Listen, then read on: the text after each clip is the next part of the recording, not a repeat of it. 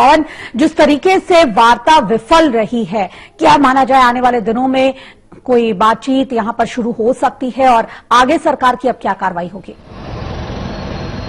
जी बिल्कुल, जिस तरीके से रविवार के दिन डीटीसी ड्राइवर की हत्या हो गई थी और उसके बाद सोमवार को पूरी राजधानी दिल्ली में डीटीसी बस ड्राइवर्स ने चक्का जाम कर दिया था, एक भी बस पूरी राजधानी दिल्ली की सड़कों पर नहीं उतरी थी, ठीक वैसा ही मंगलवार के दिन डीटीसी ड्राइवर्स करने की चाहत में थे और तकरीबन 10 बजे तक, तकरीबन 9 से 10 बजे तक वो इस चीज में सफल भी हो गए थे। लेकिन इस समय मौजूद है मिलेनियम डिपो पे, जहां पर तकरीबन सुबह के 9 बजे तक एक भी बस इस डिपो से बाहर नहीं जा पाई थी सड़कों पर। लेकिन पुलिस यहां पर पहुंची और उसके बाद दिल्ली सरकार ने एस्मा कानून को लागू किया, जिसके बाद यहां तकरीबन 2000 बसें अब दिल्ली की सड़कों पर दौड़ती दिखाई दे रही हैं। पब्लिक को जो परेशानियां हो रही थी काफी कम हो गई हैं। हालांकि काफी ऐसी बसें हैं, काफी ऐसे कॉन्ट्रैक्ट ड्राइवर और कॉन्ट्रैक्ट कंडक्टर्स हैं जो अपनी जॉब पर वापस नहीं लौटे हैं, उनको भी अभी समझाया जा रहा है, उनसे बात की जा रही है। लेकिन एस्मा कानून और दिल्ली पुलिस की सख्ती के बाद तकरीबन 2000 से ज्यादा बसें दिल्ली की सड़कों पर चलना शुरू हो गई हैं। तो काफी हद तक जो हड़ताल थी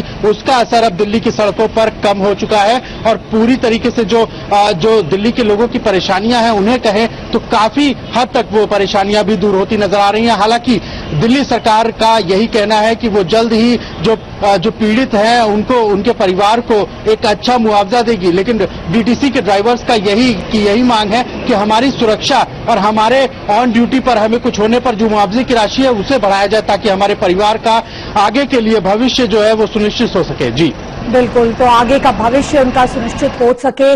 4 दौर की वार्ता यहां पर विफल रही है पवन। जो मांगे उनकी तरफ से रखी गई थी, दिल्ली सरकार का, केजरीवाल सरकार का दावा था कि उन मांगों पर लगभग सहमति बन गई है, लेकिन बावजूद उसके ये वार्ता विफल रही और उसके बाद लगातार केजरीवाल की सरकार बीजेपी पर भी निशाना साधती रही है कि इस हड़ताल के पीछे बीजेपी का हाथ है।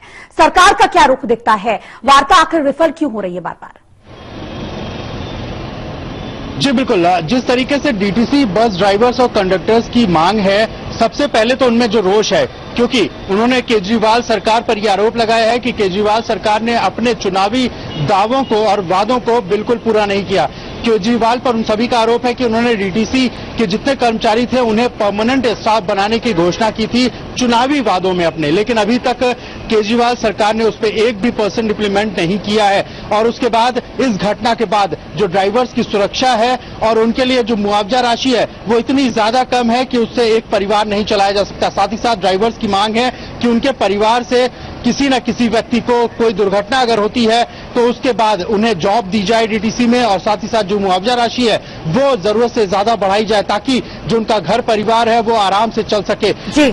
उनका ये भी आरोप है कि दिल्ली पुलिस में अगर किसी सिपाही की या किसी पुलिस वाले की मौत होती है तो दिल्ली सरकार 1 करोड़ रुपए तक का मुआवजा देने का ऐलान करती है, घोषणाएं करती है, लेकिन जब डीटीसी ड्राइवर्स की बात आती है तो उनके ऊपर पूरी तरीके से नाइंसाफी की जाती है। 5 लाख का महज मुआवजा दिया गया। इन सभी शर्तों और बातों पर कई दौर की जो वार्ता थी वो विफल हुई। दिल्ली सरकार का कहना था कि वो कई कानून को इम्प्लीमेंट करेंगे, कई चीजों को आगे बढ़ाएंगे और ड्राइवर्स के हित की ही बात करेंगे, लेकिन ड्राइवर्स और कंडक्टर का यही कहना था कि ये सरकारी दावे और वादे हैं जो कभी भी पूरे होते नहीं दिखाई देंगे। जिस तरह चुनाव में केजरीवाल सरकार ने दावे और वादे किए थे उसी तरीके से अभी भी ये इस 4 बार की जो वार्ता हुई है जो विफल हो चुकी है उसमें उन्होंने वादे और दावे किए, लेकिन इम्प्लीमेंट करते हुए वो दावों को नहीं दिखाई दे रहे थे।